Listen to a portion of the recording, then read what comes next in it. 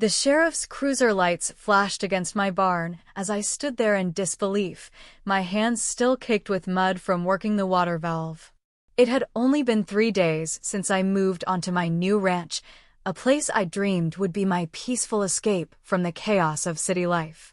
And now here I was, facing the very real possibility of being handcuffed on my own property. Standing at my gate was Deborah Harrington, self-proclaimed queen of the Sunnyvale Estates HOA. She jabbed her manicured finger toward me, face twisted in rage, screaming, "Handcuff him now.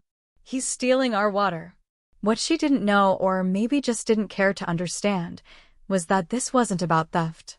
It was about boundaries, ownership, and standing up to someone who thought money and intimidation could override the law. This wasn't just about water anymore. It was about control. I'd saved for years to buy this 15-acre ranch in rural Texas. I wanted a self-sufficient lifestyle, far away from the endless meetings and bureaucracy of city planning.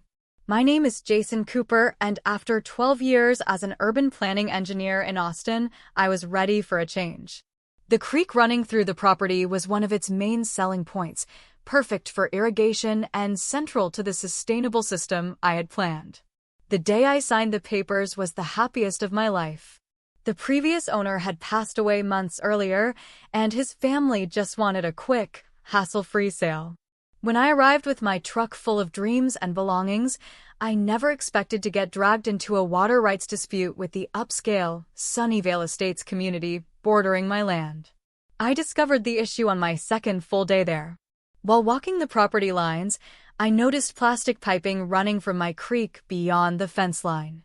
Following it led me to a small pump station hidden among bushes about 20 feet inside what my survey clearly showed was my land. From there, the pipes ran under the fence toward the man-made lake at the center of Sunnyvale Estates, where homes start at $700,000. Being a reasonable person, and someone with extensive knowledge of property and water rights from my former job, I decided to handle this professionally. I called the HOA office listed on a sign near the entrance, explained what I'd found, and asked for a meeting to discuss a solution. The secretary sounded pleasant enough, promising someone would contact me soon. That soon turned out to be less than 2 hours later when a white Lexus SUV with Cine 1 vanity plates came roaring up my gravel driveway, dust billowing behind it like an approaching storm. Out stepped Deborah Harrington, tall, mid-50s, designer sunglasses perched on her head, wearing tennis clothes despite no evidence she'd even touched a racket that day. "I'm Deborah Harrington, president of Sunnyvale Estates HOA," she announced without a greeting. "We received your call about the water system."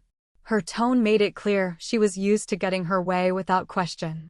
I calmly explained that the pump was on my property and that water was being diverted without permission.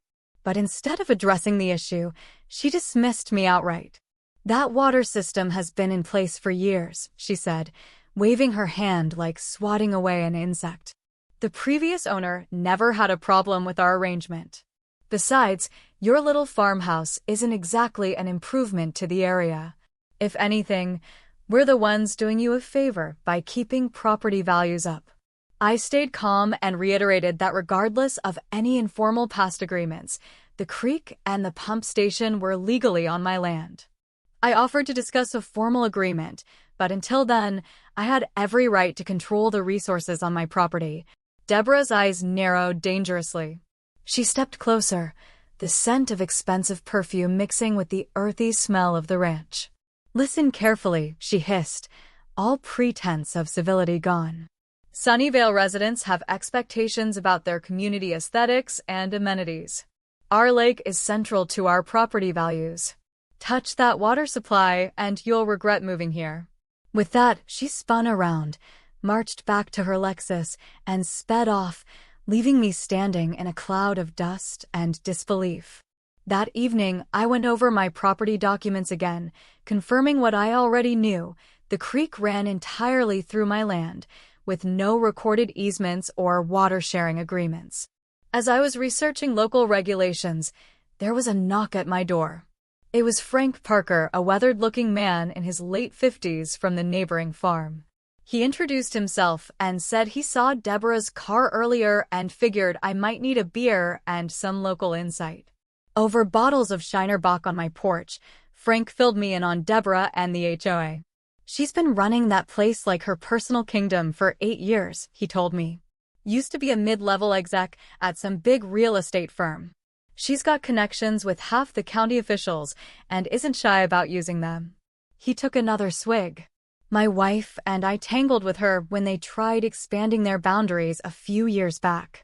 The stress from that fight and their constant construction noise contributed to her miscarriage. His voice dropped. Just watch yourself. That woman doesn't play fair.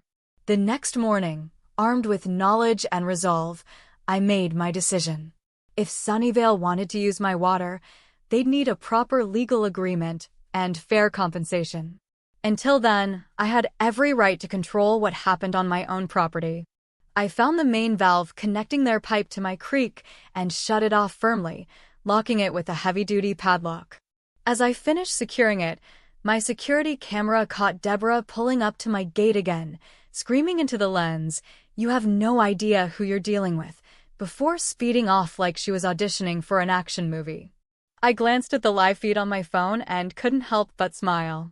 Well, so much for a quiet life. That smile didn't last long.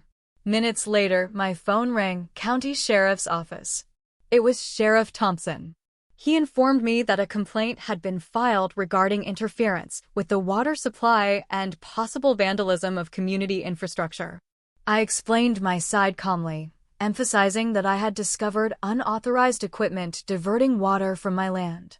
The sheriff seemed understanding, but he needed to investigate.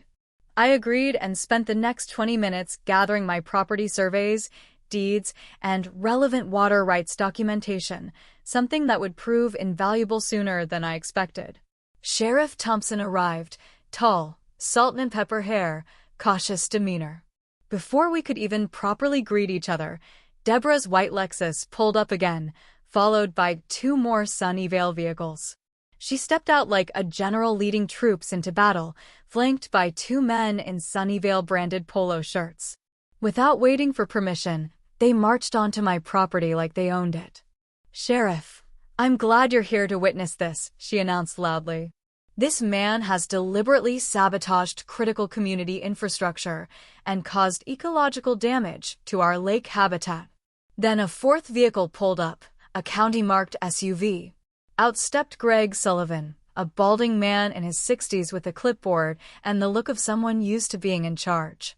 "Mr. Sullivan will explain the regulations this farmer is violating," Deborah said smugly. Sullivan approached confidently. "Mr. Cooper, I understand you've interfered with an established watercourse. Under riparian customary rights, when a water source has been consistently used by a community for multiple years, it becomes a customary usage right, regardless of property boundaries." I kept my expression neutral, though I was both amused and appalled by his interpretation. "Actually, Mr. Sullivan," I replied, pulling out my folder of documents, "riparian customary rights only apply when there's initial permission or agreement from the landowner. There's no recorded easement or water-sharing agreement in my property title."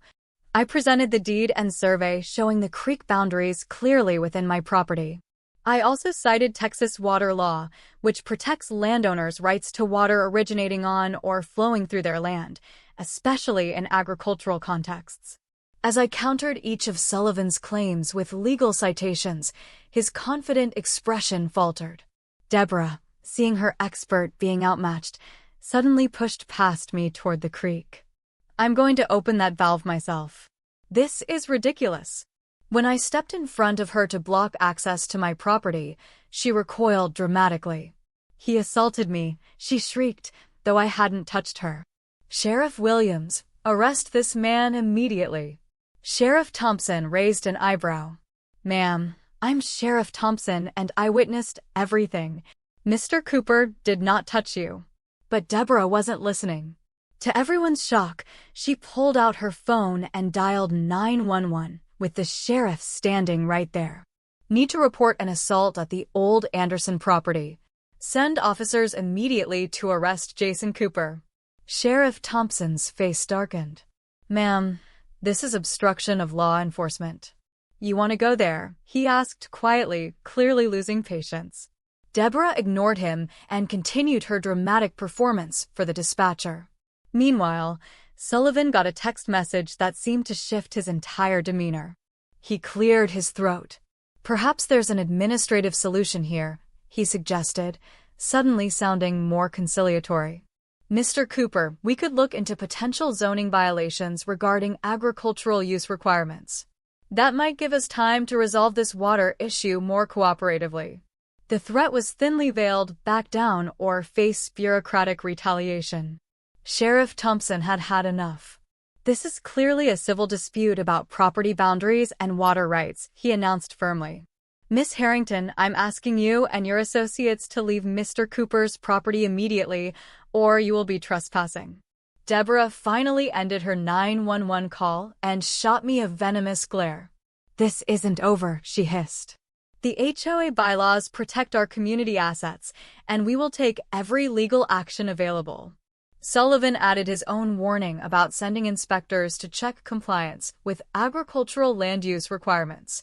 As they finally left in a caravan of luxury cars, I thanked Sheriff Thompson for his professionalism. Not my first rodeo with Sunnyvale complaints, he admitted with a tired smile. Just document everything. Everything. After he left, I walked the boundary between my property and Sunnyvale again, and that's when I found something disturbing.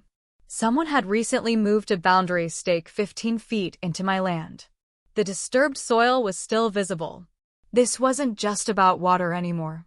It was a systematic encroachment. Back at my house, an email awaited me from Sunnyvale Estates legal counsel titled, Notice of Legal Violation and Urgent Demand. It was aggressive and baseless, demanding I restore water flow within 24 hours or face legal action for violating historical irrigation rights and causing imminent harm to the ecosystem. It cited obscure precedents that, upon quick research, were either misapplied or completely irrelevant. I forwarded it to my attorney and headed over to Frank Parker's farm for advice from someone who understood the local dynamics. Over coffee at his kitchen table, Frank looked over the email and shook his head. Classic Sunnyvale intimidation. They tried the same legal gibberish with the Hendersons last year over a drainage ditch. He paused. You know, Amanda Harrington, Deborah's daughter, might actually be helpful. She's a lawyer, but nothing like her mother. Word is she's embarrassed by how Deborah runs the HOA. While reviewing property records at the county clerk's office, I found something interesting. Sunnyvale Estates had attempted to purchase my property multiple times over the past 5 years, each time with increasingly generous offers that the previous owner had flatly refused.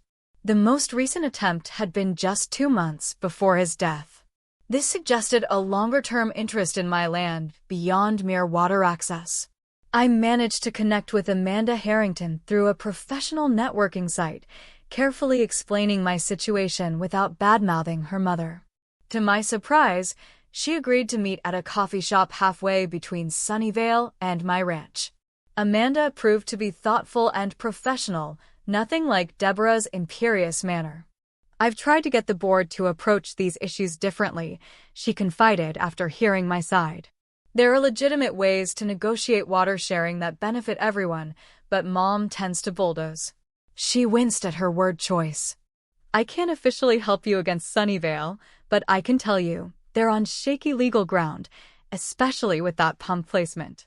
While I was meeting with Amanda, Deborah was holding an emergency HOA meeting about the so-called water crisis. A community member tipped off Rachel Turner, a local reporter known for investigative work and growing social media presence, who managed to slip into the meeting room unnoticed. Deborah stood at the podium dramatically describing how the eccentric living in that barn, referring to my renovated farmhouse, was stealing drinking water from the entire community. She displayed misleading photos of the lake, suggesting it was rapidly draining, even though the water level had barely changed in the day since I closed the valve. When Amanda arrived late and heard her mother's characterization, she tried to interject facts about the actual water situation, but Deborah sharply cut her off. "Not now, Amanda. The adults are handling this." Rachel's live updates of the meeting quickly gained attention online, especially when she captured Deborah's dismissive treatment of her own daughter. Frank texted me a link to Rachel's live coverage, and I watched in disbelief as Deborah spun an elaborate fiction about my actions and intentions. "This isn't just about water," she told the assembled residents. "It's about preserving our way of life and property values against those who don't respect our community's standards." I decided to go there myself, armed with my documentation and survey results. When I arrived at the Sunnyvale Community Center, a security guard blocked my entrance. "HA meetings are for residents only," he grunted. Rachel spotted me outside and immediately approached with her camera. "Jason Cooper, the rancher at the center of today's water dispute," she began professionally. "What's your response to claims you're endangering the Sunnyvale Lake ecosystem?" I calmly explained the truth, showing her my property documents and photos of the unauthorized pump on my land. I made it clear I wasn't opposed to a proper water-sharing agreement, but it needed to be legal, fair, and formally documented, not taken without permission. Meanwhile, unbeknownst to me, Deborah had dispatched 2 HOA maintenance workers to my property with instructions to repair the water system, meaning remove my lock and reopen the valve. My phone buzzed with a security alert showing unknown individuals at my creekside fence. I excused myself from the interview and drove home as fast as I legally could. Arriving at my property, I found 2 men in Sunnyvale uniforms attempting to cut through my lock with bolt cutters. I immediately started recording video as I approached them. "Excuse me, you're trespassing on private property. I need you to leave immediately." The older man turned with surprising arrogance. "We have authorization from the County Water Authority to maintain this infrastructure," he claimed, waving vaguely toward his truck parked on the road. "Mr. Sullivan said this is essential maintenance of a public water system." I kept recording and calmly explained that there was no public water system on my private land, and Greg Sullivan had no authority to authorize their trespass. They refused to leave, one continuing to work on my lock while the other tried to block my camera view. Fortunately, Sheriff Thompson arrived shortly after I called him. Seeing the situation, he immediately ordered the men off my property. "Unless you have a court order or a written easement, you cannot enter this property or tamper with private infrastructure," he informed them firmly. "This goes beyond a simple dispute," he continued. "Now you're engaged in criminal trespass and attempted destruction of private property." The workers finally backed down, muttering threats about hearing from our lawyers. After they left, Sheriff Thompson advised me to install more cameras and keep documenting everything. As he was leaving, I noticed a notice taped to my gate. A county building inspector would be visiting the next day to investigate reported unpermitted construction violations on my ranch. The inspector arrived precisely at 9 a.m. the next morning, clipboard in hand, mechanical demeanor, and a stiff formality that suggested he'd been instructed to find problems regardless of reality. His name badge read Robert Martinez. I remained polite and cooperative, showing him around and providing copies of all permits and approvals I had for the renovations I completed. The previous owner kept meticulous records, I explained, showing documentation for the barn conversion and updated electrical work. And I'd filed all the proper paperwork for my planned agricultural improvements. Martinez said little, methodically checking items off his list while occasionally taking photos and making notes with robotic precision. Despite my thorough documentation, he identified several minor potential violations, all suspiciously located near the Sunnyvale boundary.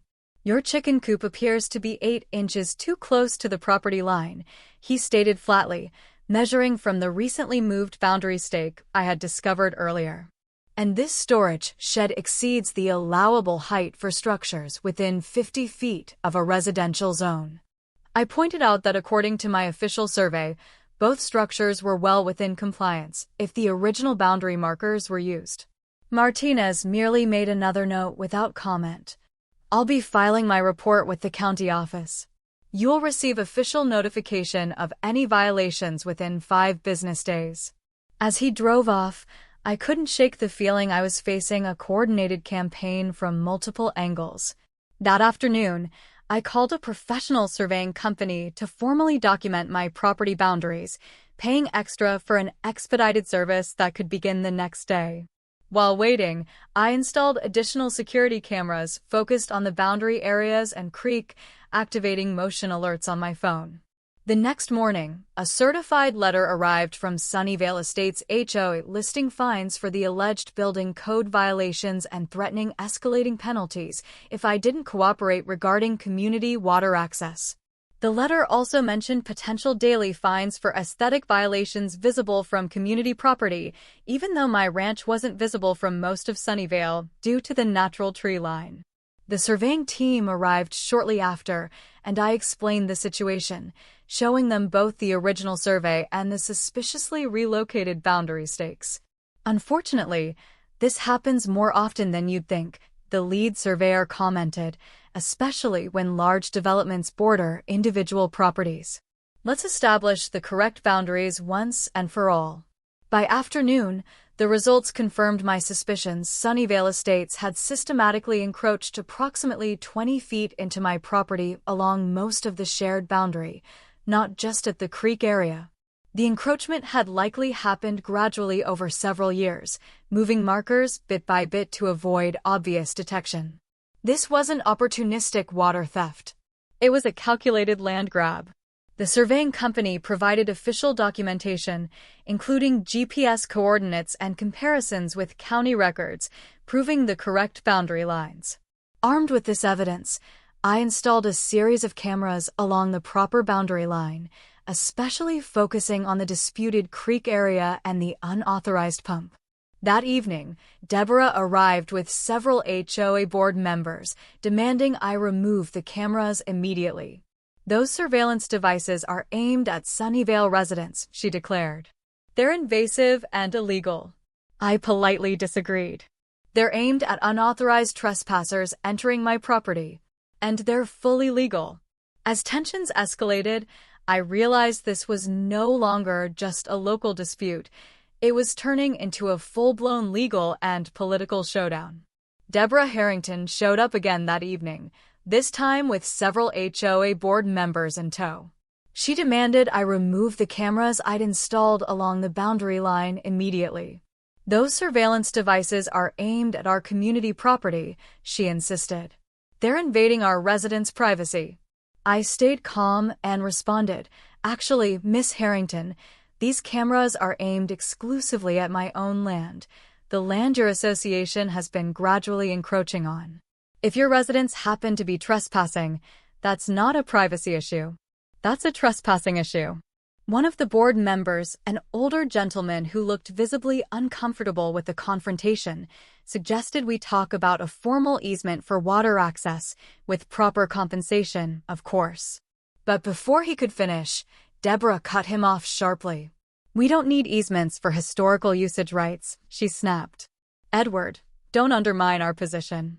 The group eventually left with more threats of legal action, but I noticed Edward lingering behind, clearly wanting to say something else before Deborah called him back to her car. That night, my newly installed cameras captured something incredible: Deborah and Greg Sullivan meeting at the boundary line around midnight.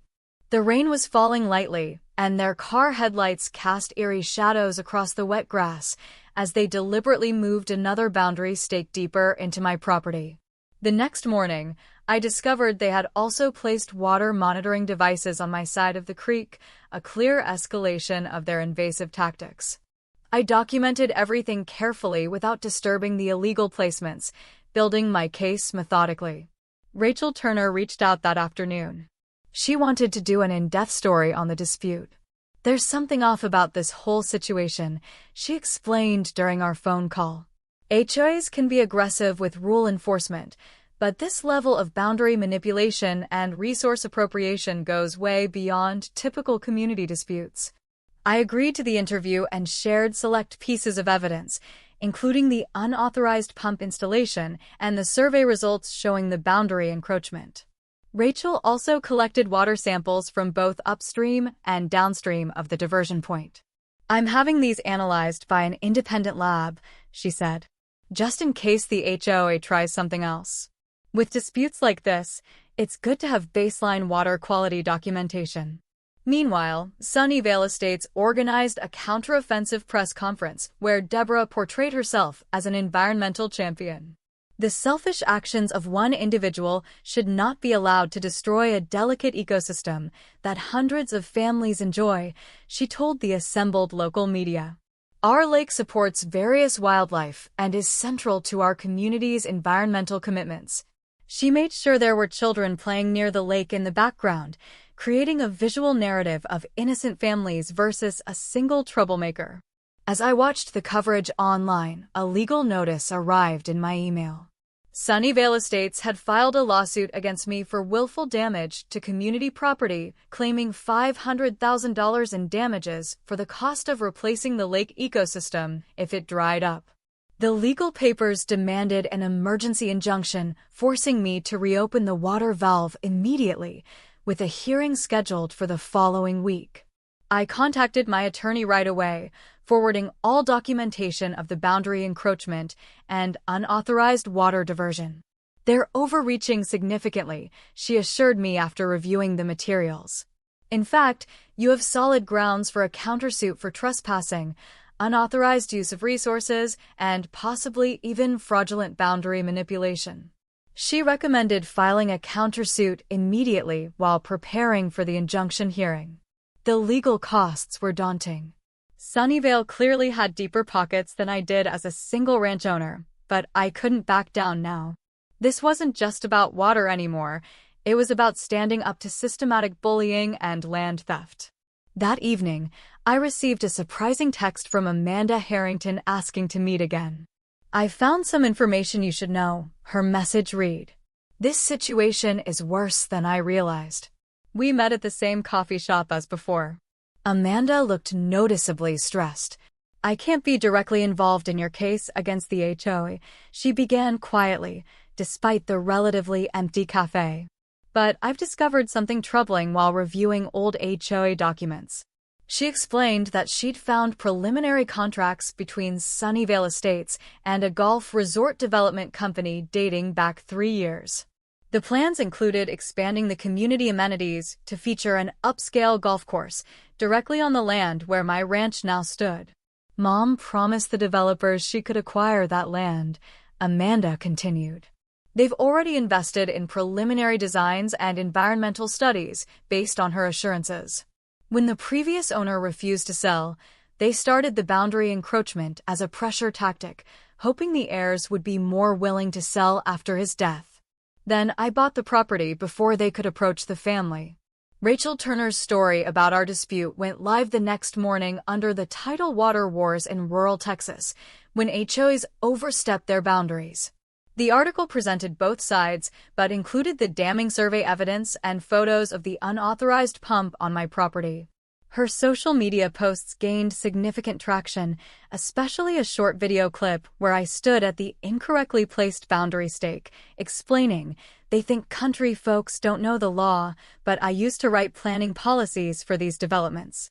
The video hit over 1 million views in just 2 days, sparking widespread discussion about HOA powers and property rights with the hashtag #Don'tMessWithTexasFarms.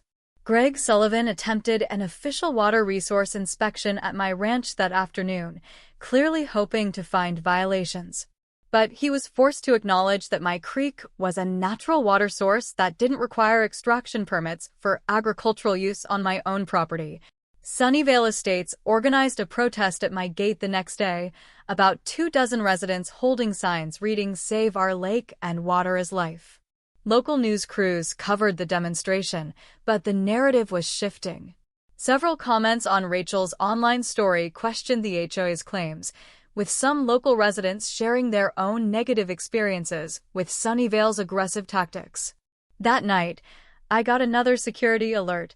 Someone had cut through part of my fence and was tampering with the water valve. By the time I got there, they had fled, but not before partially damaging my lock. I upgraded my security system with motion-activated lights and reinforced locks, filing another police report with Sheriff Thompson and providing the camera footage that clearly showed two Sunnyvale maintenance employees acting under Deborah's direct supervision. The constant attacks were taking a toll. After another draining day of legal consultations and paperwork, I sat dejectedly on my porch steps wondering if the peaceful farm life I dreamed of was just an illusion. The beautiful creek that had drawn me to this property had become the center of a nightmare. Frank Parker pulled up in his truck, the familiar sight of his battered Ford offering unexpected comfort. He sat beside me without speaking at first, handing me a cold beer from the cooler in his truck bed. "Nancy and I fought them for 18 months, he finally said, voice heavy with memory. The construction noise from their so-called emergency drainage work right against our property line went on day and night. Nancy was 5 months pregnant. The stress, the lack of sleep, the doctor said it was a contributing factor when she lost the baby." He took a long drink from his beer, eyes fixed on the horizon. "We settled because we couldn't keep fighting. Sometimes I still wonder if I should have held out longer." We sat in silence for a few minutes before I spoke. "If I give in, they'll just do this to someone else." Frank nodded slowly. "That's exactly right, son. These people don't stop unless they're forced to." Sheriff Thompson's investigation into the trespassing incidents was progressing, with formal statements now taken from the Sunnyvale maintenance workers who admitted Deborah directed them to enter my property without permission. Meanwhile, Deborah launched a new strategy, spreading rumors within the community that my farming practices were contaminating the water supply. Some residents began to question her leadership after Rachel's reporting, creating divisions within Sunnyvale between those still loyal to Deborah and others concerned about the legal and ethical implications of her tactics. Amanda contacted me again, this time sounding truly disturbed. She had uncovered audio recordings from an HOA executive session where her mother and several board members explicitly discussed moving boundary markers to gradually claim portions of my land. "They've been planning this for years," Amanda told me, voice shaking. When I confronted Mom about it, she just said it was creative community expansion and that I didn't understand what it takes to maintain property values. Amanda had reached a breaking point, torn between family loyalty and professional ethics. After seeing the evidence of workers trespassing on my property and the systematic boundary manipulation, her expression shifted from shock to determination. "This has to stop," she said firmly. "I'll testify if needed." The injunction hearing was scheduled for Monday morning, and I spent the weekend meticulously organizing my evidence with my attorney. The night before court, around 3 a.m., my security cameras captured disturbing footage. 3 individuals in dark clothing pouring something into the creek on my property. A desperate attempt by Deborah to create evidence of contamination she could blame on me. The courthouse buzzed with unexpected activity for what should have been a routine injunction hearing. Rachel Turner's reporting had turned our dispute into local news, and several Sunnyvale residents attended alongside curious locals. Deborah arrived with a team of 3 attorneys and several board members, all dressed immaculately and projecting confidence. The Sunnyvale legal team opened aggressively, painting me as an environmental vandal endangering a beloved community ecosystem through reckless and vindictive actions. Their presentation included emotional testimonies from residents about wildlife supposedly threatened by reduced water flow and children disappointed by canceled lake activities. They presented water level measurements suggesting significant decline, carefully avoiding mention that the lake had been artificially maintained by water diverted from my property without permission or compensation. When my turn came, my attorney methodically dismantled their narrative. We presented the official property survey showing the systematic boundary encroachment, historical satellite images demonstrating the gradual movement of the boundary line over years, and documentation proving the water pump had been installed without permission on my land. Frank Parker testified about similar tactics used against other neighboring properties, establishing a pattern of behavior. Several former Sunnyvale residents came forward to describe how Deborah had used HOA resources to pressure holdouts who opposed her initiatives. Throughout our presentation, I noticed the judge's expression shifting from neutral to increasingly concerned, especially when we showed timestamped security footage of Deborah and Greg Sullivan moving boundary stakes under cover of darkness. The Sunnyvale attorneys objected strenuously, claiming the footage was manipulated and that their clients were merely verifying correct boundary placement based on their own surveys. Deborah took the stand with remarkable composure, portraying herself as a dedicated community leader protecting residents' interests against my selfish actions and agricultural pollution. She claimed the water diversion was based on historical usage rights established long before I purchased the property. When questioned about the boundary stakes, she insisted Sunnyvale's surveys were correct and mine were flawed. "We've maintained those boundaries for years without complaint from the previous owner," she stated confidently. Her polished performance was convincing until my attorney presented the official county records and GPS coordinates from the professional survey, definitively proving the encroachment. "Mrs. Harrington, are you suggesting the county records and professional GPS mapping are less reliable than your HOA's unregistered survey?" the judge asked pointedly. Deborah's composure cracked slightly as she fumbled for a response. Just when we thought the hearing was wrapping up, Sunnyvale's lawyers produced a shocking new piece of evidence: water test results allegedly showing harmful chemicals present in the creek after it passed through my property. "This demonstrates the real reason Mr. Cooper diverted the water," their lead attorney declared dramatically. "He is attempting to conceal environmental contamination from his farming activities." I was genuinely shocked by this claim, knowing I hadn't used any chemicals on my property.